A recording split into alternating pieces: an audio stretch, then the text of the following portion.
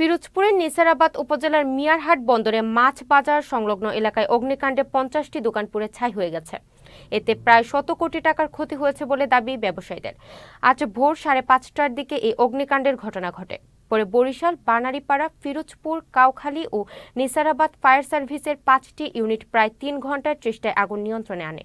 মসজিদে হুজুর আজান দিয়েছে, আজান দেওয়ার পরে নামছে উজু করতে নিচে নামার পরে দেখে যে ওই খালপার থেকে আগুন ধোয়া উঠতেছে।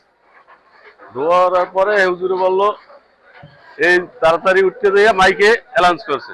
অ্যালাউন্স করার পরে একটু জনগণ চতুর্দিক দিয়ে আসা আর কি যে এভাবে নিয়ন্ত্রণে কি করা শুরু করছে। অনেক দোকানে প্রচুর মাল ছিল, আপনারা শুনতে পারছেন। স্বর্ণের দোকান ছিল, আপনার সার ঔষধের দোকান ছিল, এমনি ওষুধের দোকান ছিল, ইলেকট্রনিক্সের দোকান ছিল, মোবাইলের দোকান ছিল। এরকমে আপনার 10টা দোকান আপনার পুরো একেবারে বশীভূত হয়ে গেছে। ফায়ার সার্ভিস পিরোজপুরের থেকে অনেক ফাস্ট আসছে, কিন্তু বাট নাজিরপুর থেকে অনেক লেট করছে। তারা যদি লেট না করতো তাহলে আমাদের এখানে এতটা 10-12টা দোকানের ক্ষয়ক্ষতি হতো না। এরকম 13 বছর আগেও আমার 2টা দোকান পুড়াইয়ে দিয়েছে। এ তারিখও আমি কোনো শর্ট সার্কিটের মাধ্যমে আগুন লাগে নাই, এটা যে কোনো দুষ্কৃতী এই আগুন ধরাইয়ে দিয়েছে।